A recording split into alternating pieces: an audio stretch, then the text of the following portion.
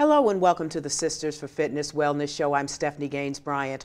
Our guest today is Dr. Bahiyyah Muhammad. She's an assistant professor at Howard University. She's also author of the book, The Prison Alphabet. And you've done so much. Your resume is so long and so thick, it could be a thesis in itself. And this is part 2 of our program, and we're talking about incarceration and how it affects children. Yes. But let's start off with the question, in all of the prison visits you've done interviewing children, what is the spirit of incarceration? It's dark. The spirit of incarceration is something that we don't talk about. It has a soul, and it has a feeling to it, and it lingers. It's kind of like ghostly, if I had to explain it, and it could take over your mind, it could take over your heart and soul. I feel like you have to be very strong to be able to maintain self within the span of it. I remember living inside of a cell for 48 hours. I couldn't sleep. I was tossing and turning. It was cold. You hear sounds of keys and gates closing very loudly throughout the night. Individuals talking through the walls, so whoever's above you trying to speak down to you without, a face, but just a voice. Very destitute and deadly. No sunshine. It doesn't have, that kind of feel. Almost like living in a basement. A dark basement with no windows, dampened, wet, sad. Well, let's talk about the Inside Out program. What exactly is that program? The Inside Out is a program that comes out of Temple University, where it is an educational model, a pedagogy, so to speak, that brings together half incarcerated individuals, half university students to engage and learn in one space. And what are they learning? Whatever topic it is that you're teaching. It's not necessarily criminal justice related. It really is multidisciplinary. So any instructor in any discipline can teach a class. You have fine arts that's going in. You have English classes, math classes, of course, sociology classes. What's the socialization like between the students and the inmates? Just like it would be on a college campus. You're reading the same things, you're having conversations about it from a lived experience or a student perspective and an incarcerated individual perspective. It's very lively. It actually brings life into the correctional facility, into the classroom, and into both the institution of higher learning and the prison or jail itself. How do you think the inmates have benefited from this? Tremendously. Research has identified over the last 3 decades, if not more, that education is a mechanism for reducing recidivism. Those individuals who are educated are empowered, are less likely to recidivate, are able to go back and reunificate with their families, go on and get good jobs. It builds self-esteem, it builds respect and inner worth. It allows individuals to get their narrative. It does tremendous things for the individual student that's at the university as well as for the incarcerated individual. How do you think the perspective of the student changes once they've been through that experience? It changes tremendously. There's a lot of stereotypes. Even when you have an incarcerated individual within your family, there's a lot of anger and frustration and unanswered questions. When you're sitting knee to knee, toe to toe, chair to chair, right next to an individual who's incarcerated in a facility, and you're going in for 15 weeks over and over and over to engage with individuals, you see growth, you see all kinds of things happen. It opens students up in ways that you could never imagine. It's very transformative. There are students that come to me and self-disclose things that you're just like, wow, just from a class. Within their reflections that they're writing each week about the experience, they're digging deeper and deeper and deeper into their souls and identifying who they really are and searching for themselves in the midst of this experience. It's almost like a mirror effect. it's almost like a mirror. Not that I see myself in you exactly, but I see myself and you see yourself. So now we see humanity, so to speak. Yeah. Well, let's talk about the recidivism rate.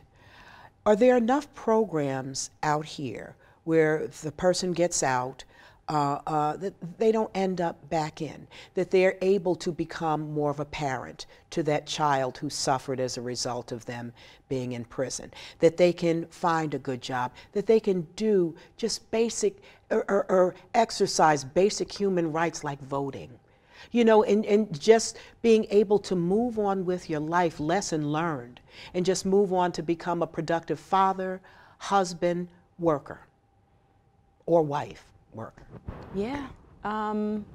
There are a lot of programs all across the nation that actually get it right, that are helping, that funding is going into.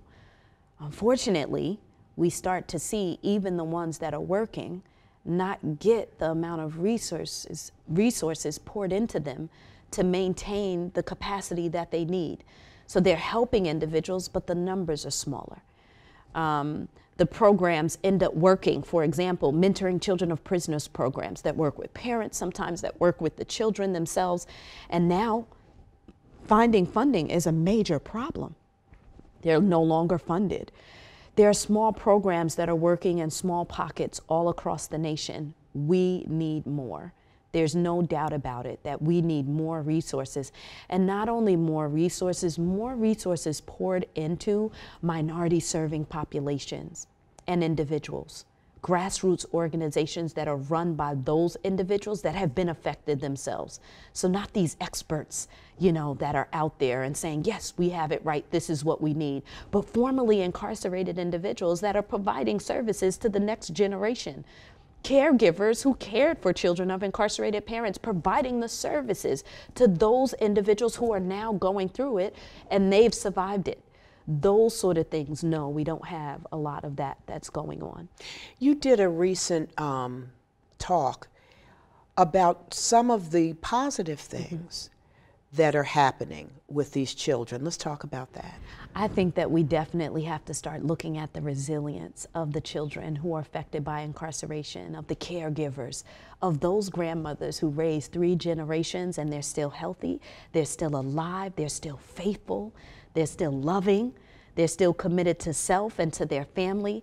To be able to take some of those components to look at it from an asset-based perspective as opposed from a deficit-based perspective. When you think about mass incarceration and specifically children of incarcerated parents, we've gone as far as death.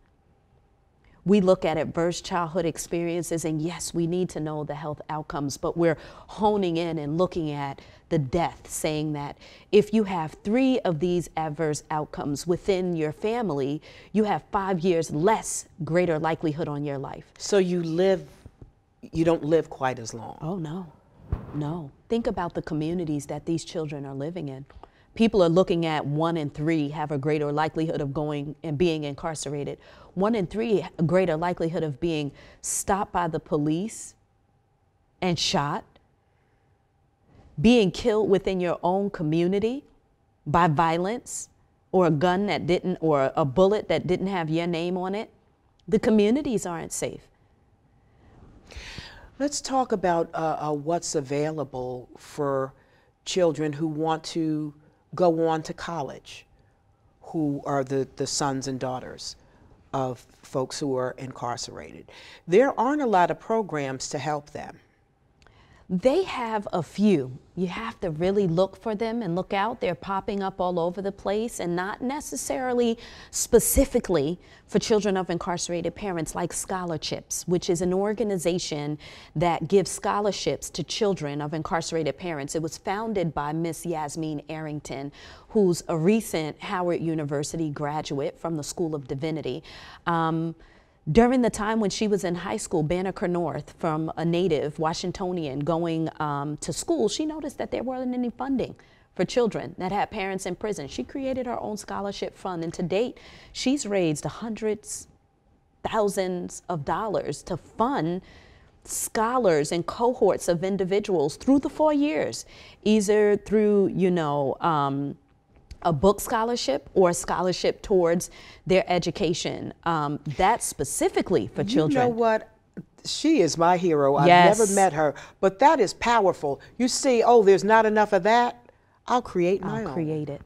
And that's what you're starting to find. And that's why I say focus on success and resiliency. She focuses on the tassel is worth the hassle.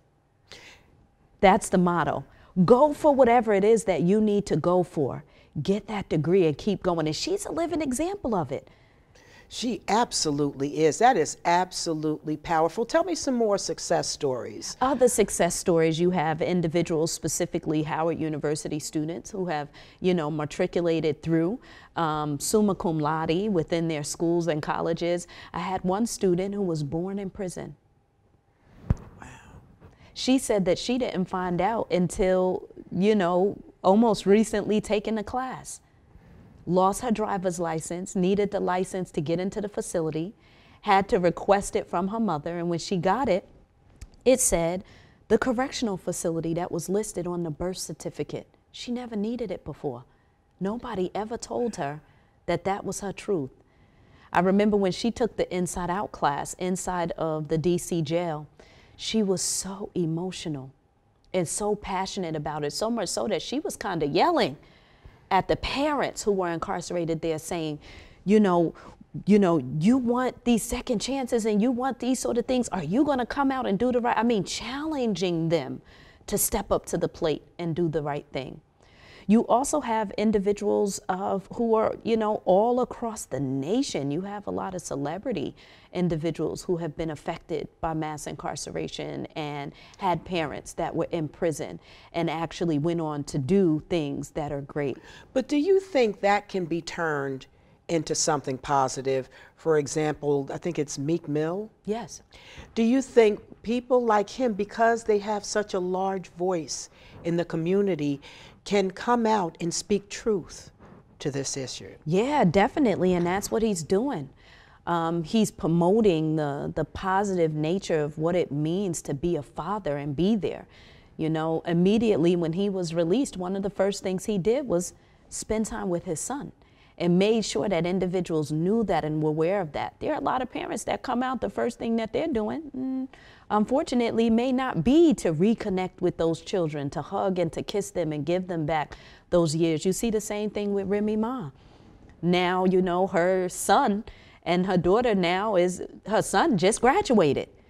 And 6 months early. You're starting to see it everywhere, but I don't think you have to go to prison to do that. You know, we have Nick Cannon, who is a student now at Howard University and a part of the Inside Out program, and actually co-facilitated one of the courses with me. And now he's also continuing his fight for social justice and was not incarcerated, but went in, spoke to individuals who are incarcerated and said, you know what, this is an area that we need to continue to give voices to, and now reaching back and continuing to reach back to motivate those younger individuals to come up. And his area is juvenile justice, so going into these facilities and speaking to the youth where you don't see a lot of programming. Our voices are stronger than we think. Yes. We have more power than we think. What can we do to speak out and be heard? I think that we have to start within our own homes and in our households. We have to put our children on our laps, and we have to go back to that old school love that we had, that they saw in those slave fields, that they loved so much, that they made us and forced us into raising their children. We have to get our children back and begin to raise them. We can no longer allow the school systems that disrespect our children, that shepherd them into the school to prison pipeline and put them into institutions younger and younger, younger and younger. We need to have conversations with our babies, no longer just looking and scrolling down our phones. Now, you can use technology, there's nothing wrong with that, but balance it. Balance that approach. Take them back. Watch the shows with them that they're watching and explain to them, baby, this is what's going on. You see that orange jumpsuit? And then show them the 13th. So let them see Zootopia and then show them, because that's the miseducation of the Negro. That's the miseducation, showing it and glamorizing it. It's not us that is saying, oh, baby, you need to go to prison. Prison is the rites of passage. Parents are telling their children left and right, you don't need to be doing this. But now we have to practice what we preach. We have to sit down with those babies and no longer say to them that you need to be seen and not heard. Hear those voices. Answer their questions. When parents are incarcerated, these kids are having nightmares. They're wetting the bed. This is in the research. Go in there and sleep and hear what's going on. When they're in the middle of the night and they're waking up and you're saying, but I got to get up and I got to go to work, so I'm going to turn the blind eye to that. No, you call in late and you go in and you explain to that child you're having those same nightmares too. Walk them through that process. We can no longer leave them out there on their own to deal with this, because they're resilient, but they're also very, very educated. If they could use technology in the way that they do straight out the box, the iPhone, they could, you know. Oh my goodness, work I see it every day when I day. have a problem with my phone. And they always know the solution. Always it's like know. they're born with that knowledge. They're born with it, and I feel they're smarter than us. They are, and I think I think God wants us to tap into them. Think about Soweto, where those individuals in South Africa marched. It wasn't the adults. Look at Black Lives Matter. They're younger and younger and younger. It is the youth.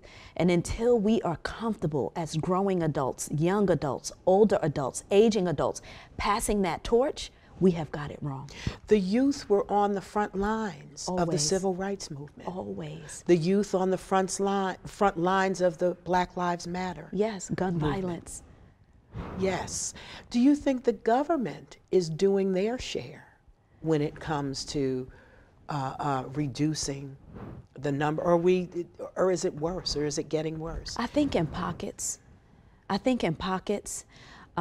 a lot of the work that I've done, you find those renegades within the government that are looking at applications and bringing minorities in, turning a blind eye on someone being formerly incarcerated and saying, yes, I'm going to give you this opportunity. So you're seeing it in small pockets, those minority individuals that are there creating opportunities for the minorities to come together and fellowship over lunch every Wednesday to discuss a plan. To have the same language and lingo, to know when things are happening, to say, hey, they're going to have this bill that's coming in. I think you should come up to Capitol Hill, get the students, get these. So you're seeing it in pockets, and it's popping up a lot more. A lot of individuals are woke.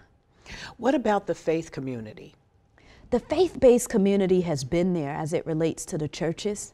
I think masjids, synagogues, I think we need to step up more. You find that the movement for Children of Incarcerated Parents is coming out of the churches. The Mentoring Children of Prisoners programs, that came from Amachi, that came out of the churches. When I go to different countries, it's typically connected to the churches, not necessarily the government. You're seeing smaller pieces where in the Obama administration, My Brother's Keeper, and also the Children of Incarcerated Parents Champions for Change, that Obama came and gave 20 different individuals. The Sesame Street initiative came out of that, where it was educating individuals about incarceration in Spanish and in English.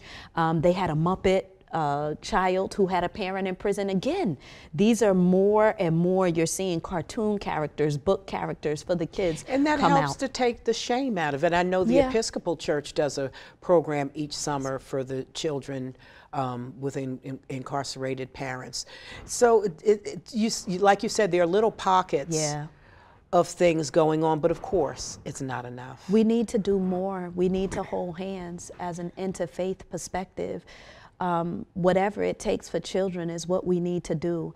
And they work united. When you bring kids on the playground, they're not, oh, I'm not going to play. They all running around there playing with whoever, and they're going in and doing those sort of things. As adults, we're the ones that say, hey, come here, you know, and shade them with something. I think that we can learn a lot from the youth. And it's not just the youth. In one of your conversations, I think it might have been the TED Talk, you were talking about the fact that this is something that affects you throughout your life. People who are 40, 50, 60 still have questions. Why did this happen? Why did that happen? Yeah. It's amazing to me how many grandmothers that I interview, 75 and older, they drop their laps in the middle of my lap. drop their heads on my lap to just cry. And that was a painful thing because I couldn't imagine my grandmother. I was a stranger.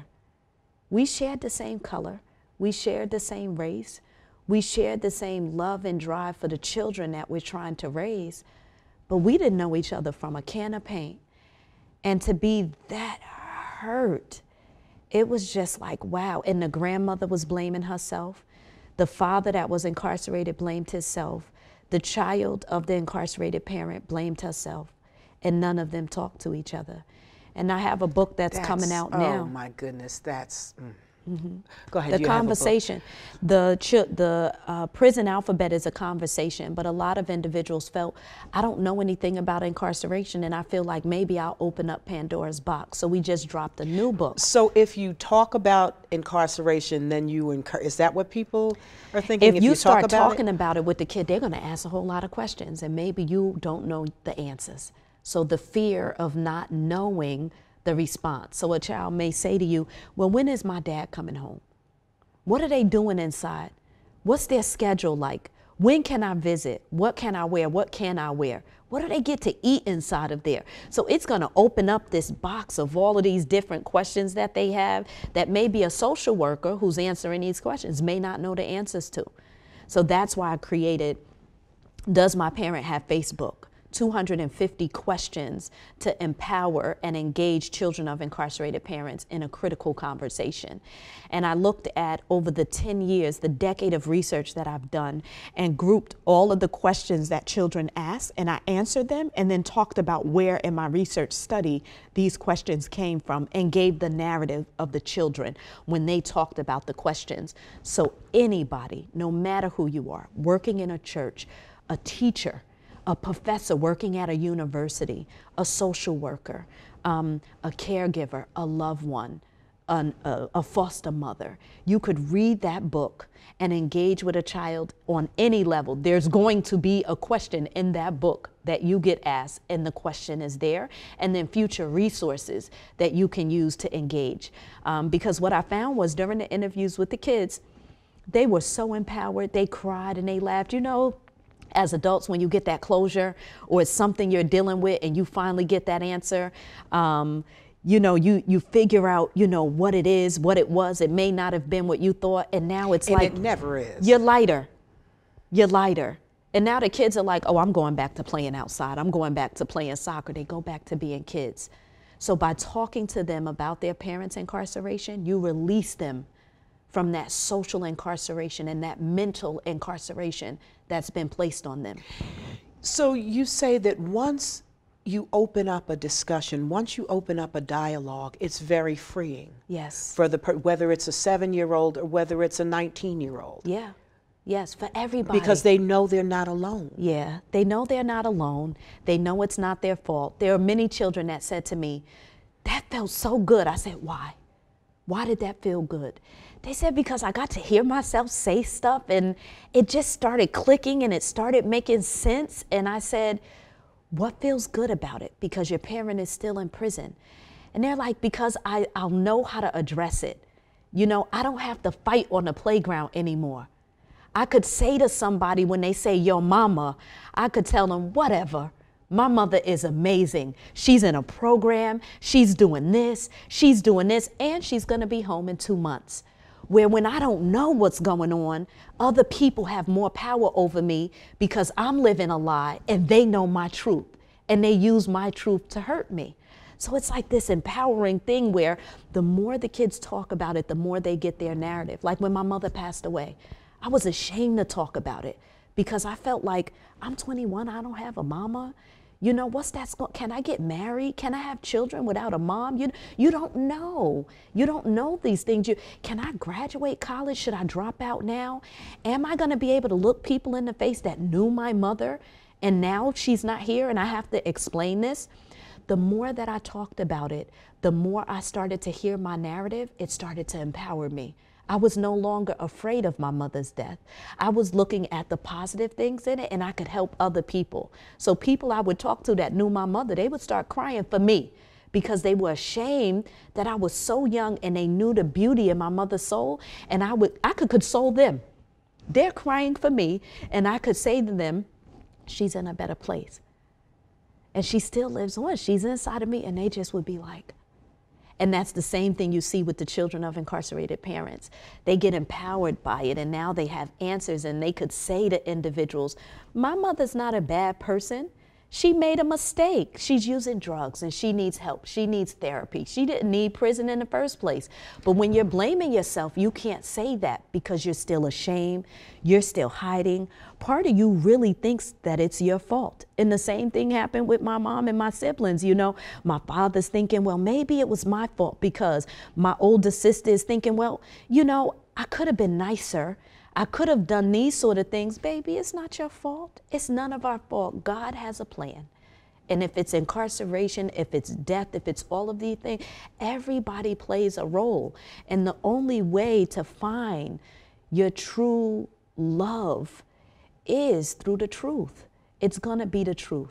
Well, let's make sure we give the name of the book. Yes. The current book and the book that's about to come out. So the current book is The Prison Alphabet, an educational coloring book for children of incarcerated parents. That was published in 2014.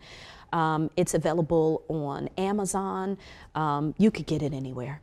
And the new book is Does My Parent Have Facebook? And you could pre-order it on the Project Iron Kids website, projectironkids.com. And we will definitely give that information at the end during the credits. We will definitely give that information. My homegirl. Yes, yes. And I just want to tell you as well that I think you get through to so many people because of just your spirit. Thank you. You were talking about the spirit of prison. Yes. The spirit of Dr. Muhammad is powerful. Thank you. Thank you. I enjoyed it. Thank you for watching us today. This is the Sisters for Fitness Wellness Show. I'm Stephanie Gaines-Bryant. We've been talking to Dr. Bahiyyah Muhammad. She is an assistant professor at Howard University, and we've been talking about the effects of incarceration on children. Have a great day, and I want you to watch part 1 and part 2. She is powerful.